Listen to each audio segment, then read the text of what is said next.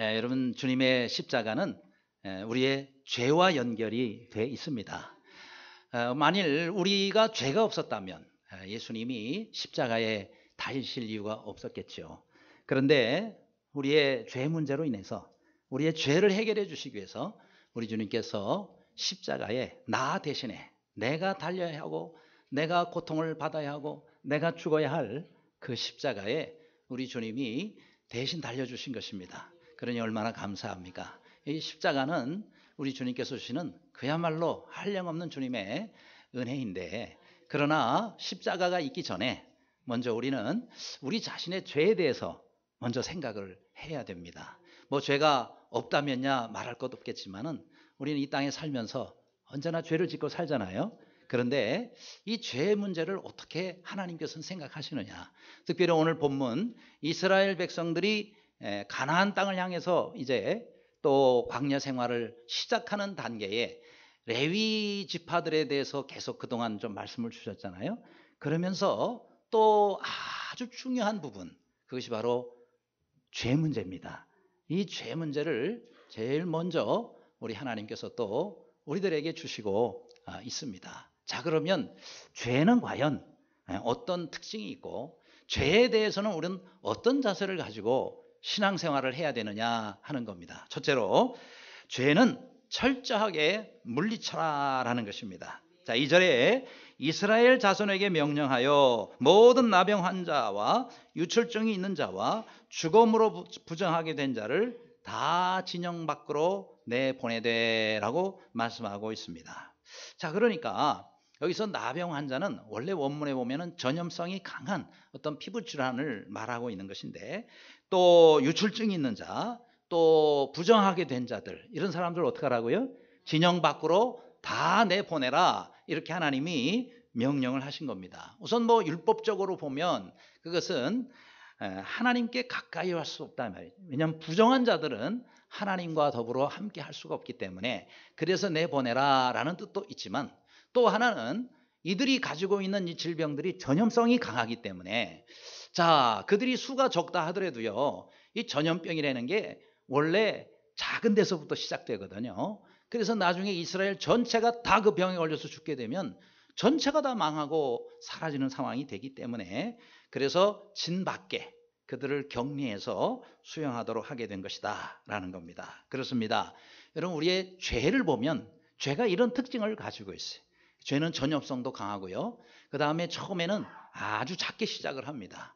그런데 이 작은 것이 나중에 전체를 무너뜨릴 수 있다라는 겁니다. 따라서 여러분, 죄가 아무리 작더라도 그 작은 죄를 가볍게 생각하면 안 된단 말이에요. 그 죄에 대해서 철저하게 여러분이 격리시키거나 죄를 단호하게 배격하지 않으면 그 죄가 들어와서 결국은 나를 망하게 만든다라는 것입니다. 그럼 불도 그렇잖아요. 전체 산과 산맥을 태우는 그 불도요, 어떻게 해요? 작은 불씨 하나로부터 시작이 될 수 있다라는 겁니다. 그렇죠? 그렇기 때문에 여러분, 우리가 저렇게 산맥을 다 태우는 불처럼 우리 전체를 다 태울 수 있는 것이 이렇게 작은 죄이기 때문에 그 죄를 항상 조심해야 된다.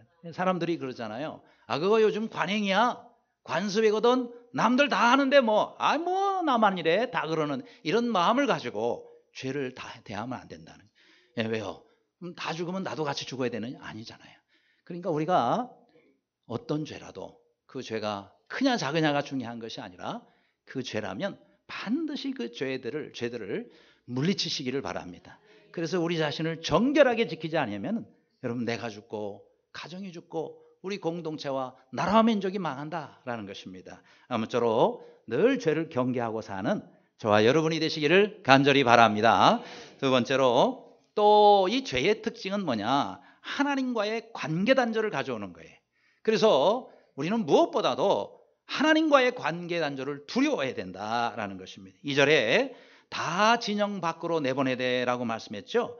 진영 밖으로 나가는 게 왜 무서운 형벌이냐? 보통 일반 죄들은 그들이 죄를 범했을 때에 감옥에 가둔다든지 아니면 무슨 벌금을 내게 한다든지 이런 정도의 처벌을 받지 않습니까? 그런데 이스라엘 백성들에게 있어서 진 밖으로 내보낸다는 것은 형벌 중에 최고의 형벌이에요. 왜 그러느냐? 그것은 바로 하나님과 관계 단절을 의미하는 것이기 때문에 하나님의 축복과 은혜의 공동체로부터 떨어져야 된단 말이죠. 그러면 여러분 모든 은혜가 하나님께로부터 오잖아요. 모든 복들도 하나님께로부터 오잖아요. 진정한 생명과 영원한 생명과 또 하늘에 값지고 영원한 것들이 다 하나님께로부터 온단 말이에요. 근데 이것이 단절되면 끝나는 거라. 미래가 없고 소망이 없는 것이기 때문에 이 땅에서 잠시 감옥에 갈 수도 있잖아요. 어떤 사람은 억울하게 갈 수도 있잖아요. 그런데 그거보다 더 무서운 것은 뭐냐? 하나님과의 관계 단절이다. 그래서 이들을 격리시키는 것은 바로 이것이 하나님과의 관계 단절을 의미하는 것이기 때문에 무서운 형벌이다라는 겁니다. 따라서 여러분 우리가 다른 거는 몰라도 하나님과 관계된 잔들이 되지 않도록 그렇게 힘써야 되는 겁니다. 그럼 어떻게 해야지 하나님과 관계 단절이 안 일어나요? 죄를 짓지 말아야 된다. 죄를 지으면 하나님과 일단 교제가 안 됩니다. 기도가 안 돼요. 콱 막혀버립니다. 그래서 죄를 짓지 말아야 되는 겁니다. 그러면 하나님과 관계를 회복하려면 이 죄 문제를 해결해야 되는 거죠. 만일 우리가 우리 죄를 자백하면 저는 미쁘시고 의로우사 우리 죄를 사하시며 모든 불의의 소리를 깨끗게 하실 것이요 라고 말씀하고 있습니다. 그래서 죄가 있을 때 먼저 하나님 앞에 이 죄 문제를 해결하시기를 바랍니다. 그러면 하나님께서 다시 회복시켜 주시는 거예요. 그렇죠? 그래서 우리 하나님께서 깨끗하게 만들어 주셔서 온전한 그런 관계가 다시 이루어지는 것이 중요하다라는 겁니다. 또 하나, 여러분 우리가 하나님께로부터 모든 것이 오기 때문에 여러분 우리가 하나님께 딱 붙어서 살아야 돼요. 나무를 보세요. 여러분 저 지금 사진에 보면 포도나무 같은데 포도가 주렁주렁 열려 있단 말이죠. 자, 그런데 저 포도는 어디에 열리냐면 가지에 열립니다. 근데 가지는 어디에 붙어 있어요? 줄기에 붙어 있습니다. 만일 저 포도나무에서 가지가 떨어지면 어떻게 될까요? 포도 열매도 맺지 못할 뿐만 아니라 죽게 됩니다. 그러니까 이 가지의 생명은요, 줄기에 붙어 있느냐 떨어져 있는 여기에 달려 있단 말이죠. 그래서 가지가 열매도 맺고 자기가 살려면 죽기 살기로 나무에 붙어 있어야 됩니다. 생각날 때마다 한 번씩 붙어 있으면 안 돼요. 일주일에 한 번 생각났어요. 붙어 있자. 그러고 붙어 있고 나머지는 떨어져 놀다가 또 붙어 있고 이러면은 그 나무는 끝난 겁니다. 따라서 여러분 신앙생활을요, 교회 일주일 와가지고 이날만 하나님 생각하면 안 되는 겁니다. 정말 우리가 하나님의 은혜 가운데 살려면 여러분이 집에 가서도 그 다음에 여러분 직장에 가서도 사회에 있어도 항상 하나님께 붙어 있으시기를 바랍니다. 따라합시다. 붙어 있어야 산다. 한 번 더 하실래요? 떨어지면 죽는다. 떨어지면 죽는다라고 생각을 해야 돼요. 저 나무는 뭐 제가 가르쳐 준 일도 없고 자기가 말도 그렇게 하지 않지만은 저는 떨어지면 죽거든요. 그러면서 얼마나 아무도 끝까지 붙어 있어요. 그러면 매년 정말 저렇게 아주 주렁주렁 좋은 열매들을 맺을 수가 있다라는 거예요. 그래서 우리는 포도나무의 가지라 그랬어요. 요한복음 15장에 보면 나는 포도나무요 너희는 가지니라고 말씀. 우리가 가지기 때문에 우리는 주님께 딱 붙어서 죽기 살기로 떨어지지 않도록 해야 됩니다. 그렇죠? 그게 신앙생활을 잘하는 겁니다. 근데 요거를 히브리어로 이렇게 이 단어를 써요. 히브리어 뭐라고 쓰냐면은 다바크라고 그래요. 한번 따라 하실래요? 다바크. 오늘 이 다바크라는 단어는 하나 여러분이 좀 기억해 주셨으면 좋겠네요. 그러니까 딱 붙어 있다 이 말이 뭐예요? 다바크라는 거예요. 그러니까 신앙생활은 이 다바크 신앙생활을 해야 돼. 딱 붙어야 됩니다. 근데 이 다바크라는 말은요, 보통 세 가지로 성경에 쓰였더라고요. 자, 먼저는 연합됐다라는 뜻을 가지고 있어요. 다바크라는 말은 연합됐다. 누가 대표적으로 이걸 잘했느냐면 히스기야 왕입니다. 여러분 히스기야 왕이 열왕기하 18장 6절에 보면은 곧 그가 여호와께 연합하여 그에게서 떠나지 아니하고 하나님께서 떠나지 않았다. 여호와께서 모세에게 명령하신 계명을 지켰더라. 그렇게 말씀했어요. 그러니까 이 히스기야 왕은요, 하나님과 딱 연합된 사람. 그리고 하나님을 아주 죽기 살기로 떠나지 않았어요. 병에 걸려가지고 너는 이제 곧 죽을 것이다 그래도요, 이 히스기야 왕이 모든 것을 전폐하고 그러고는 하나님 앞에 나와서 벽을 향해서 하나님 날 살려달라 그렇게 기도를 해서 하나님께서 그의 눈에 눈물을 보시고 그의 기도를 들으시고 15년이나 연장해서 더 살도록 하나님이 만들어 주시지 않았습니까? 그러니까 이 히스기야 왕은요, 참 아주 귀한 왕이에요. 이 왕은 다바크 신앙을 가졌단 말이죠. 연합했다는 것은 딱 달라붙었단 말이죠. 그렇죠? 마치 갓난아이가 엄마한테 절대 안 떨어지려고 딱 붙어 있는 것처럼 그렇게 붙어 있는 신앙이에요. 그래서 이 히스기야 왕에게 하나님이 어떤 은혜를 베푸셨는지 아세요? 열왕기하 18장 7절에 보면 여호와께서 그와 함께 하심에 그가 어디로 가든지 형통하였더라 그랬어요. 한번 따라 하실래요? 그가 어디로 가든지 형통하였더라.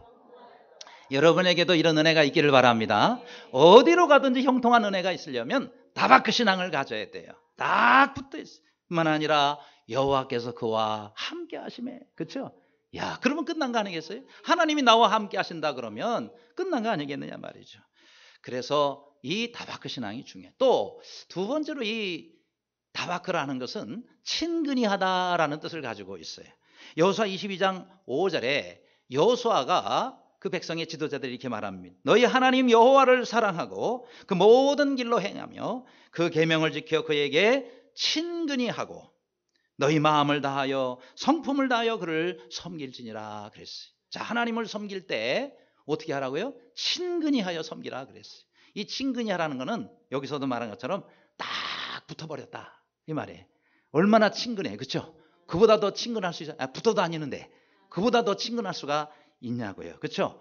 요거를 하나님의 껌딱지다 이렇게도 얘기를 합니다. 그러니까 껌딱지라는 말 아시죠? 네, 지난번에 우리 중고등부 또 유초등부 우리 졸업식이 있었어요. 우리 교회 자체에서 주일 목장 졸업식이 있는데 거기 한 아이가 초등학교를 졸업하면서 대표 연설을 우리 교회에서 했어요. 그런데 저는 원래 엄마의 껌딱지였습니다 그러더라고요. 맨날 엄마 안 떨어진다고 엄마 붙어서 다녔는데 이렇게 제가 정말 믿음이 자라서 초등학교를 졸업해서 중학교로 들어가게 됐습니다. 근데 그 아이가 엄마 껌딱지. 제가 알죠. 왜요? 안 떨어지더라고요. 그런데 여러분 껌딱지처럼 껌이 한번 여러분 옷에 한번 붙으면 얼마나 이게 뛰기도 힘듭니까? 우리가 하나님께 붙어 있으려면 껌딱지 신앙을 좀 가지면 좋겠어요. 그렇죠? 그래서 좋은 의미의 껌딱지입니다. 하나님께 탁 붙어가지고 막 하나님이 뛸라고 해도 안 떨어지게끔 그렇게 주님께 붙어 살기를 바랍니다. 우리 신앙생활을 그렇게 해야 돼요. 또 하나의 이 다바크 신앙의 다른 표현이 있어요. 그것은 뭐냐? 여러분 시어머니 나오미라고 하시죠. 이 나오미가 성경 룻기에 보면은 이제 너무너무 살기 어려워가지고 이방 땅 모압 땅에 갔다 거기서 남편 죽고 두 아들 다 죽고 며느리 둘 데리고 다시 돌아오려고 그러는데 차마 며느리를 데려가기가 참 미안한 거예요. 그렇죠? 뭐 소망이 있어야지. 아무것도 없고 그야말로 그냥 빈트터리로 가는 거예요. 그래서 며느리를 돌아가라 그러죠. 너희들은 돌아가라. 응? 나와 함께 가면은 너희들은 진짜 고생밖에 없어. 돌아가라. 그랬더니 이제 오르바라는 그 며느리는 어머니 그럼 알겠습니다. 그리고 이제 돌아가요. 근데 룻기 1장 14절에 보면 오르바는 그 시모에게 입 맞추고 이제 떠나간 거예요. 그런데 룻은 그를 붙쫓았더라. 이렇게 말씀하고요. 한번 따라 하세요. 룻은 그를 붙쫓았더라. 네, 발음이 좀 잘 안 되죠. 붙쫓았다. 근데 매우 중요한 단어예요.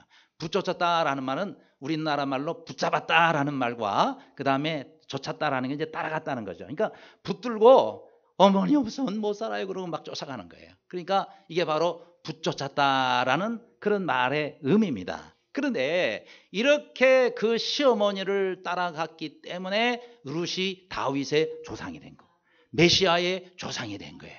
이게 아무나 이렇게 붙쫓으면 안 됩니다. 사기꾼 붙쫓아서 돌아가면 사기꾼 되고, 그렇죠? 날강도 따라가면 자기도 강도 도둑질 한단 말이에요. 그러니까 우리가 누구를 따라가냐 이게 참 중요해. 하나님을 붙쫓으시기를 바랍니다.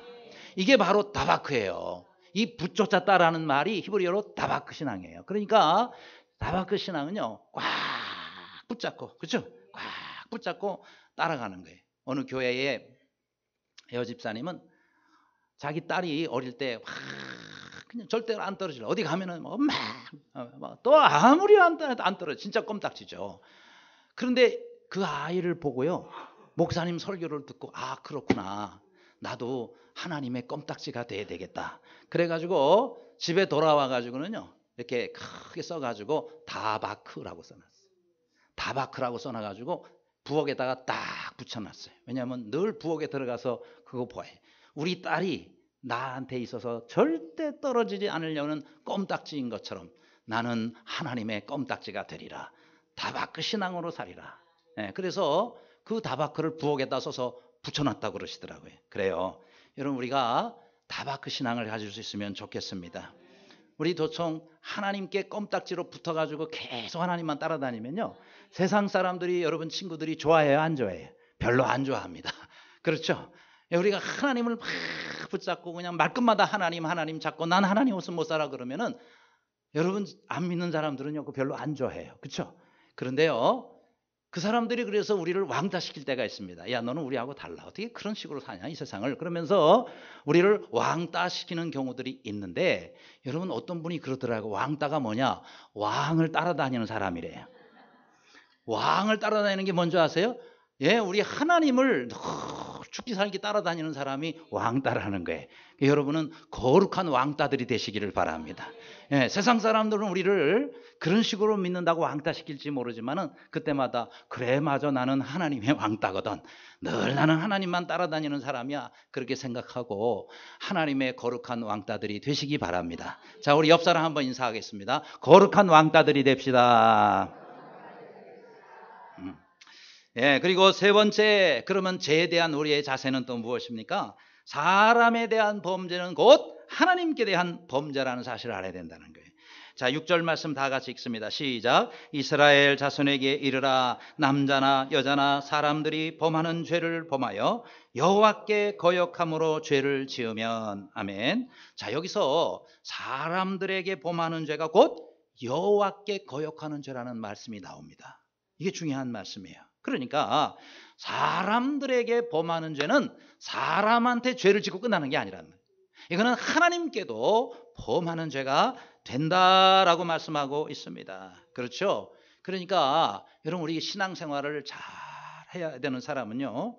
사람에게 죄를 범하는 죄가 곧 하나님께도 죄를 범한다는 사실을 알고 우리가 죄를 그렇게 생각을 해야 된다라는 겁니다. 특별히 여러분 사람을 무시하고 사람에게 범죄하고 사람을 만드신 이가 누구예요? 하나님이십니다. 하나님의 형상대로 하나님이 지으셨는데 우리가 사람을 무시하고 사람에게 범죄하고 사람을 해코지하고 그러면 그 사람을 지으신 하나님께 하는 행동이나 마찬가지. 그렇죠? 여러분이 정말 사랑하는 자녀가 있는데 누가 그 자녀를 막 해코지를 해요. 가만 놔두겠어요? 여러분이 정상적인 사람이라면 여러분의 자녀를 함부로 그렇게 때리고 해코지하는 사람 가만 놔두겠냐. 여러분 과자 하나를요 그냥 아이한테 줘도 막 부모가 화를 내더라고요. 우리나라에서는 제가 경험을 못했는데 저 어디 여행을 하다가 어떤 외국에서 이 배를 타고 가는데 앞좌석에 있는 아이가 배를 타고 가니 심심하니까 일어서 가지고 의자 이렇게 뒤에서 이러고 뒤에 사람들이 과자를 먹으니까 이러고 보고서는 막 침을 삼키고 있는 거예요. 그러면 여러분 같으면 어떻게 하겠어요? 너도 하나 먹어 주잖아요. 그 애한테 과자를 줬는데 부모가 야 과자를 먹고 너 이거 어디서 났니? 앞에서 막 화를 내라. 당신이 왜 우리한테 함부로 먹을 거를 주냐고. 왜냐하면 이 아이가 어떤 알레르기가 있을지 모르잖아요. 이 아이가 절대 먹으면 안 되는 음식일 수 있잖아요. 이 아이가 이거 먹고 죽으면 당신 책임질 거야. 와, 그러니까 정말 우리가 먹을 거 주는 것도요 조심해서 줘야 돼요. 부모한테 허락 받아야 돼, 안 받아야 돼?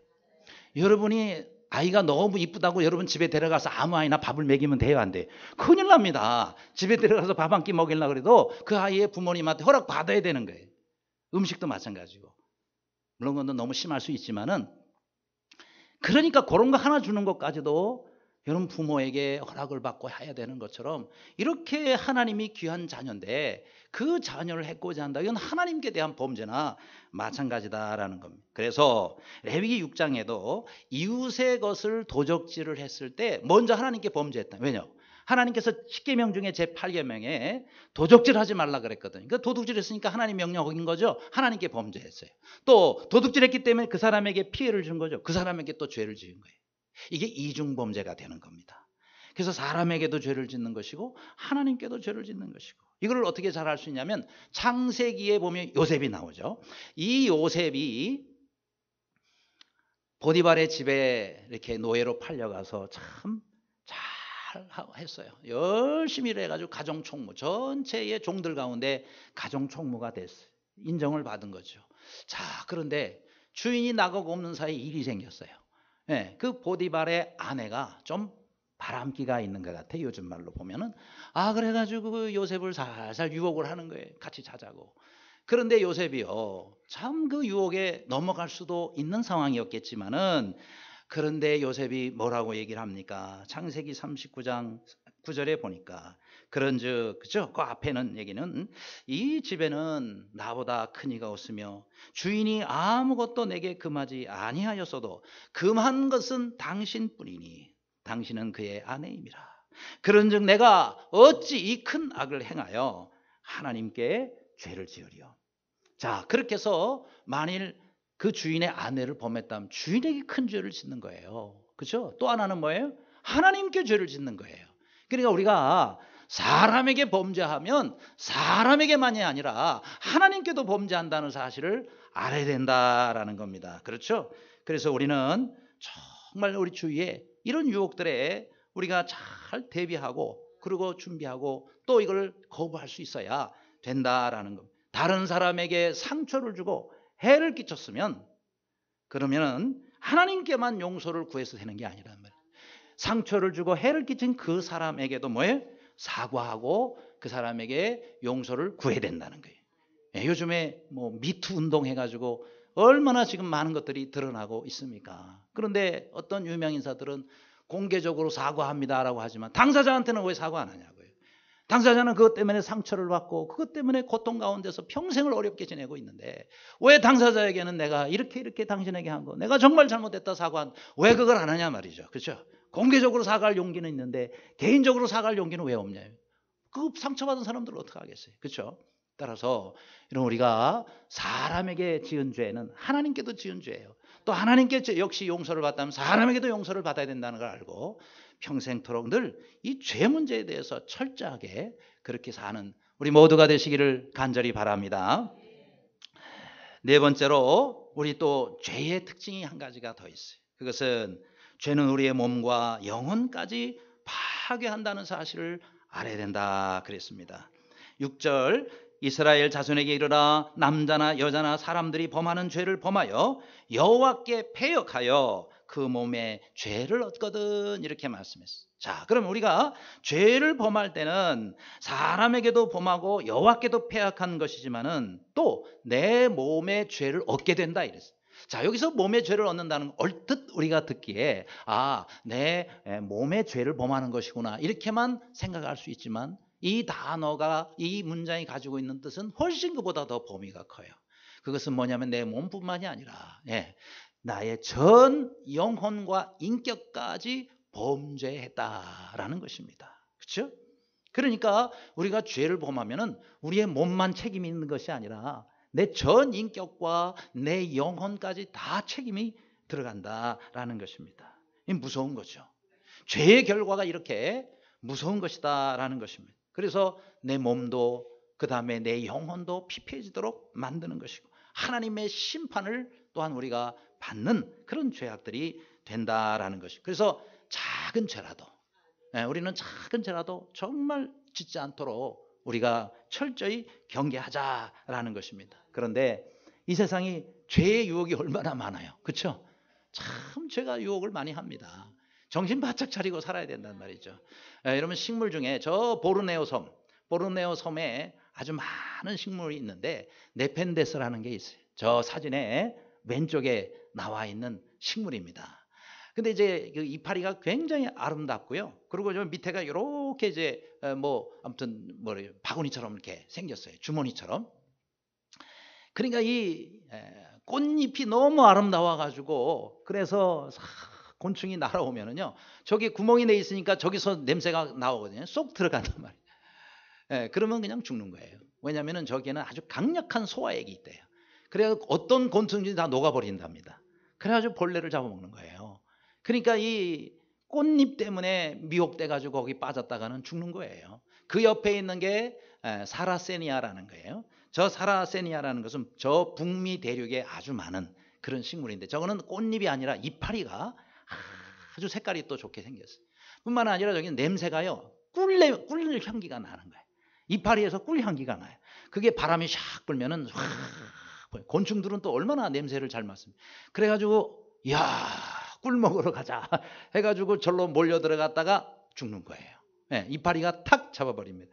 그러니까 참 우리 주위에 정말 네펜데스와 사라세니아 같은 그런 유혹의 덫들을 많이 사단이 설치해놓고 이리 오세요, 어서 오세요 하고 정신 바짝 차려야 돼요. 오오오오 하다가 간단 말이죠.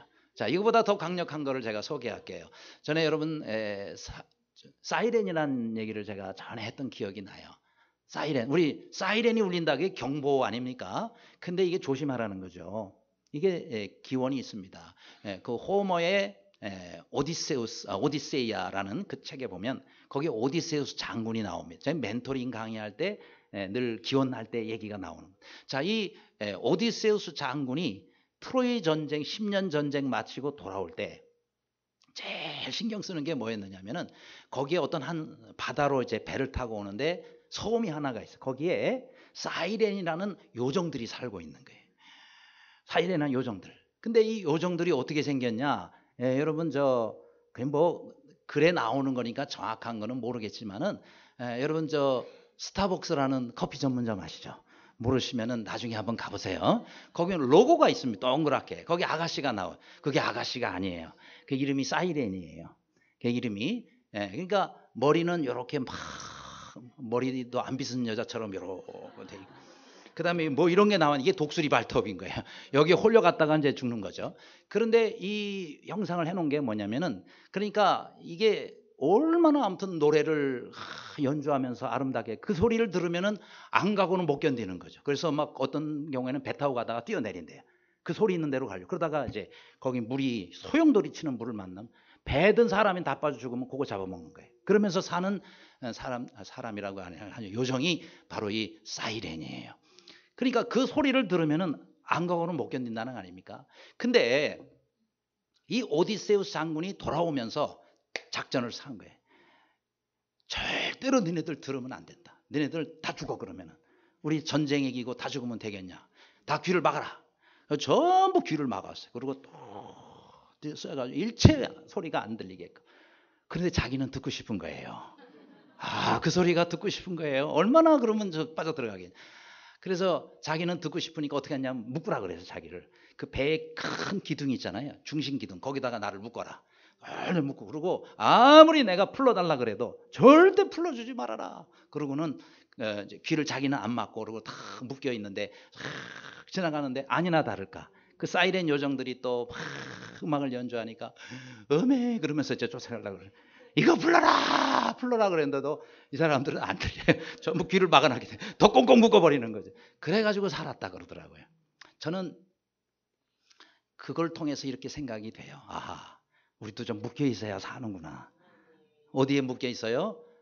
물질에 묶여 있지 말고 사람에게 묶여 있지 말고 말씀에 묶여 있기를 바랍니다. 메디타치오가 끝났더라도 다시 우리가 말씀에 묶여야 될 것 같아요. 여러분 다른 거에 묶여 있지 말고 우리의 한 해 동안에 하나님 말씀에 꽁꽁 묶여서 사시기를 바랍니다. 그래야 우리가 세상 유혹 가운데서 승리할 수가 있는 거예요. 근데 여기까지 하면 전에 한 얘기하고 비슷한데 그 다음이 있어요. 오르페니아라는 사람이 있어요.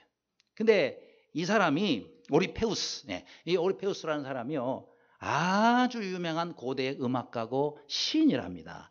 근데 이 사람도 그 소문을 듣고 어쨌든 가는데 이 사람들도 잘못하면 선원들 다 죽겠구나. 어떻게 해야 될까? 그러다가 한 가지 영광에 자기가 이 하프를 연주하잖아요. 기가 막히게 연주하니까 그거를 그 섬을 지날 때쯤 해가지고 사이렌이 막 이렇게 음악을 연주하. 자기도 막 연주를 하는 거예요. 근데 이 사람의 연주 실력이 얼마나 뛰어난지, 또 가까이서 하니까 선원들이요 멀리서 오는 사이렌 소리를 안 듣고 가까이서 기가 막히게 연주하는 이 사람의 연주에 빠져가지고 그냥 지나가게 됐어요. 그래서 다 살았다는 거예요. 저는 그거를 보면서 우리가 살으려 그러면은 귀 막고 살지 말고 아니 들으라고 주신 길을 어떻게 막고 살겠어요. 여러분 귀 막고 살지 마세요. 그러나 우리가 뭘 듣느냐는 중요한 거예요. 하나님의 음성을 먼저 들으시기를 바랍니다. 일주일 시작하면서 여러분 교회를 왜 오세요? 우리가 예배드리고 하나님 말씀 듣는 거 아니에요? 이 말씀 듣고 한 주간을 살아야 우리가 사이렌, 세상에 우리를 유혹 가운데 그렇게 끌어당기는 것으로부터 우리 자신을 지킬 수가 있는 거예요. 아무쪼록 하나님의 음성에 귀를 기울이시고 그 말씀을 붙잡고 그렇게 승리하며 사는 하루하루가 되시기를 간절히 바랍니다. 끝으로 죄에 대한 우리의 자세는, 진정한 회개는요, 고백과 보상이 따라야 된다. 그래서 보상. 7절에 그 지은 죄를 자복하고 그 죄값을 온전히 갚되 5분의 1을 더하여 그가 죄를 지었던 그 사람에게 돌려줄 것이요 라고 말씀하고 있습니다. 자, 그러면 죄를 지었다면, 안 지으면 좋겠는데 지을 수가 있잖아요. 그러면 먼저는 어떻게 하라 그랬어요? 죄를 자복하고 그랬습니다. 그 다음 자복한 것으로 끝나면 안 된다. 그 죄값을 온전히 갚되 그랬어요. 갚아라 이 말입니다. 이게 이제 참 실천하기가 어려운 것 중에 하나인 거예요. 하나님께 잘못했습니다, 이렇게 우리가 회개만 하면 참 좋은데 하나님께서는 네 죄 때문에 어려움 당한 사람, 피해 당한 사람들에게 다 갚아라 라고 말씀하는 거예요. 그렇죠? 그러니까 우리의 회개가 진정한 온전한 회개가 되려면 말로만이 아니라 물질과 행동이 따라야 진정한 회개가 된다라는 말씀입니다. 그래서 먼저는 자복을 하지만 그 다음에 갚으라 그랬는데, 그 사람이, 상대방이 당한 물질적 피해 있죠, 이거 다 갚으라는 거예요. 전액을 다 갚아라. 근데 그걸로 끝난 게 아니에요. 여기 뭐냐면 5분의 1을 더하여 그랬어요. 그러니까 100% 보상만이 아니고요, 5분의 1은 뭐예요? 20% 더 얹으라는 거예요. 120% 보상을 하라. 이게 하나님의 명령입니다. 120%. 그러면 20%, 5분의 1은 뭐냐? 이게 정신적 피해 보상이라는 거예요. 여러분, 물질적 피해 보상은 우리 상식적으로 다 해야 되는 거 알지만은 정신적 피해 보상까지 하나님께서 계산을 해서 그것까지 갚아야 온전한 회개가 되는 것이다 라고 우리에게 가르쳐 주시고 있는 겁니다. 그런데 또 하나 범죄한 대상이 있잖아요. 사람에게는 그렇게 해서 갚았어요. 또 누구한테 우리가 범죄했대? 하나님께도 범죄했잖아요. 맞죠? 아까 사람에게 한 범죄는 하나님께 한 범죄라고 그랬으니까 하나님께도 용서받아야 될 거 아니겠어요? 그래서 하나님께는 속건제로 수양을 제물로 바쳐라라고 말씀하고요. 그래서 레위기 5장 15절에 보면 이 부분이 나와 있어요. 사람에게도 온전히 갚고 그 다음 하나님께도 우리가 용서를 받을 수 있도록 해라라는 것입니다. 이것을 신약에 잘 실천한 사람이 있죠. 바로 삭개오라는 사람. 이 삭개오는 세리장입니다. 당시의 세리장에는 그야말로 참 자기네 나라의 백성들의 많은 그런 어려운 것들을 다 세금으로 각출해가지고 로마에다가 갖다 바치는 사람이었단 말이에요. 백성들의 원망이 많고, 세리다 그러면 아주 큰 죄인으로 생각하던 시절이었단 말이죠. 그런데 예수님을 삭개오가 만납니다. 뭐 키가 작아가지고 예수님이 지나가신다는 소식을 듣고 만나고 싶은데 사람들이 많은데 키가 작으니 안 보이잖아요. 그래서 성경에 보면 뽕나무로도 나오고 돌감람나무로도 나옵니다. 여리고성 근처에 가보니까 지금도 큰 저 나무가 있더라고요. 아마 이제 그 성지순례 가이드 하시는 분이 이 나무가 아마 삭개오가 올랐던 나무일 것 같습니다 라고는 얘기를 하는데 확신해서는 뭐예요? 왜요? 2000년이 지난 거니까. 어쨌든 아주 큰 감람나무가 있더라고요. 그런 나무에 이렇게 올라가 가지고 예수님이 이러고 이제 지나가신 걸 예수님이 왜 모르시겠어요? 삭개오야 내려오라. 그 마음이 벌써 예수님을 향한 순수한 마음이 있는 걸 알고 주님께서 오늘 내가 내 집에 유하여야 되겠다. 그래서 가는데 삭개오가 이렇게 말합니다. 예수님, 제가 주님 만나고 너무 감사한데 제가 가지고 있는 전 재산의 반을 가난한 사람들에게 다 나눠주겠습니다. 왜요? 그동안 백성들에게 잘못한 거 생각나는데 그거 내가 어떻게 갚을까? 가난한 사람들에게 내 재산의 반을 나눠주겠습니다. 뿐만 아니라 또 혹시라도 내가 누구에게 잘못한 것이 있다면 모든 사람들에게 4배씩 다 갚겠습니다. 그 사람이 받은 피해의 4배를 다 갚겠다. 쉬운 일 아니죠. 그죠? 그러니 주님이 얼마나 기뻐하시겠어요. 그러면서 누가복음 19장 9절에 이렇게 말씀합니다. 오늘 구원이 이 집에 이르렀도다. 할렐루야. 오늘 구원이 이 집에 이르렀도다. 왜요? 진정한 회개한 자에게 우리 주님께서는 은혜를 베풀어 주시는 것입니다. 여러분, 영화에 밀양이라는 영화가 있어요. 네, 이 밀양이라는 지금 한 10년 됐나요? 이 밀양이라는 영화에 전도연 씨가 여주인공으로 나옵니다. 남편이, 영화 얘기입니다. 남편이 일찍 죽었어요. 그러니까 이제 한 6살인가 7살 정도 되는 그 아이를 데리고, 그리고 남편의 고향인 밀양에 와서 살기로 결심한 거예요. 그러니까 외지 사람이 왔으니 뭐 얼마나 어려움이 많겠어요. 참고적으로 저는 밀양 박씨입니다. 아무튼 밀양과 관계가 있어요. 근데 이 밀양에서 고생을 하며 사는데 큰 불행이 닥쳐요. 무슨 불행이냐? 아들이 유괴를 당해요. 유괴를 당했는데 나중에 살해를 당해요. 기가 막힌 일을 당한 거예요. 그러니까 뭐 정신 나가는 거죠, 거의. 물론 나중에 그 사람이 잡혀가지고 이제 형무소를 가지만은 이 마음의 그 고통이라는 게 얼마나 큽니까? 그래서 교회를 다녀요. 교회를 다니면서 위로를 받습니다. 위로를 받고 원수도 살아난 그 마음, 그 말씀을 통해서, 그래, 우리 자식을 죽인 사람이지만 내가 용서해야지. 그래서 감옥에, 지금 형무소에 있는 자기 아들을 죽인 그 유괴범을 찾아갑니다. 뭐 찾아갔냐면 용서하려고. 내가 당신을 이제 용서합니다. 그래야 자기도 이제 자유로워질 거 아니겠어요? 용서하려고 갔는데 딱 면회를 하는데요, 그 사람이, 나 당신 용서하려고 왔습니다. 그랬더니요, 그 사람이 뭐라 그러냐면, 나는 이미 하나님을 여기 와서 믿게 돼가지고 나는 이미 하나님께 용서를 받았습니다. 하나님께 용서 받아가지고 내 마음이 지금 너무 평안합니다. 뭐예요? 당신 용서 필요 없다, 이 말이에요. 이야, 거기서 이 전도연 씨가 눈이 뒤집어져요. 뭐라고? 나는 당신을 아직 용서를 안 했고 내 이 고통 때문에 난 죽어가고 있는데 당신은 뭐 하나님께 용서받았으니까 됐다고? 그러면서 그때부터 막 이제 나쁜 일을 골라서 다닙니다. 야, 근데 거기 영화의 그 메시지 중에 하나가 뭘까요? 바로 그거라고 생각해요. 하나님께 용서받았다고 용서가 끝난 게 아니란 말이죠. 아까 하나님 말씀하셨잖아요. 그 사람에게도 갚으라, 이 말이에요. 그러면 전도연 씨가 그 자기 아들 유괴범 살해한 그 유괴범한테 용서하려고 간 거 아니에요? 그러면 그 사람범이 이 한마디면 됐어요.